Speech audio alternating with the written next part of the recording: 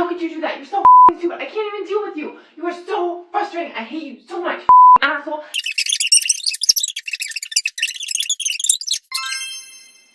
Oh, hi, East Speller friends. I'm so sorry for my outburst just now. That person was just so stupid. But it does bring in what I want to talk about today, and that is swearing. No, not swear words, but rather different prepositions you can use after the word swear and their different meanings. More specifically, let's look at swear at, swear to, swear on, and swear by.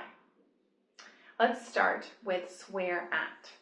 Swear at means to get mad at something, like I just did. Another example is every year my dad gets mad and swears at the snowplow. That's right, the snowplow. Every year, actually a few times a year, because it snows many times in Canada, he gets the driveway all beautiful and clear of snow, and then the snowplow goes by and leaves a nice little mound of snow. So he swears his head off at the snowplow every time it goes by. He gets so mad at it. So that's how you can use swear at. And it also, so you get mad and you also actually say some swear words. Next we have swear to. This means to make a promise. For example, I can say, I swear to God, I don't know what you're talking about. I can say, I swear to you, I don't know what happened. This means that I really don't know what happened, and I really want you to believe me. So people use this in very desperate situations. You can also say, she swore to me she would stay home and finish her project. Or you don't even need to. You can say, she swore she would stay home and finish her project. So she must be at home. And sometimes you can replace swear to with promise. For example, she promised me she would stay home and finish her project.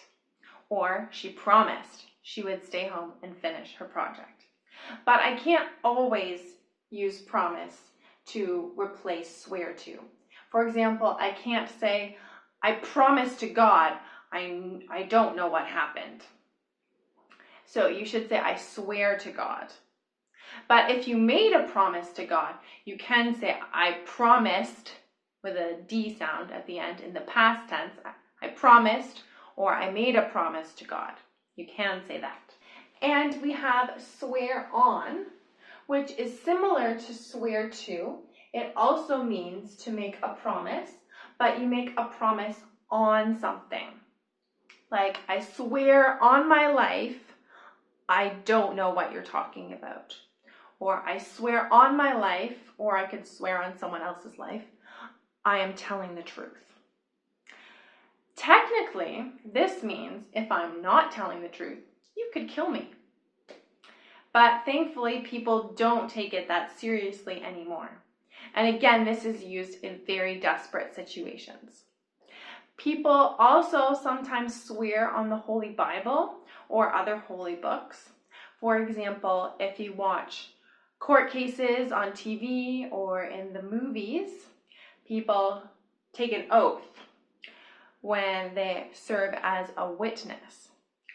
And they say, I swear to tell the whole truth and nothing but the truth, so help me God. And that's an oath that they have to say to prove that they are telling the truth. And we have swear by. This is the most different of these phrases. It means to have great confidence or trust in something, like a product. For example, if I love a certain brand of makeup, I love how it makes me look and how my skin feels. And I use it every day. And I tell all my friends to use it. I swear by it. So I think everybody should use it. Some other examples are she swears by drinking fresh lemon juice every morning to lose weight. And he swears by drinking raw egg protein shakes. He adds raw eggs to his protein shakes. Yeah. But whatever works for him. This doesn't mean how you swear. Like if you talk about how you travel, you can say, I travel by car. But it doesn't mean I use my mouth to swear. It means you have great trust in something and you really love a product and think everybody should use it or everybody should do a certain thing to get certain results that you like. What product or habit do you swear by? Please tell me in the comments. And remember to share this video with your friends so they can learn how to swear properly too. Until next time.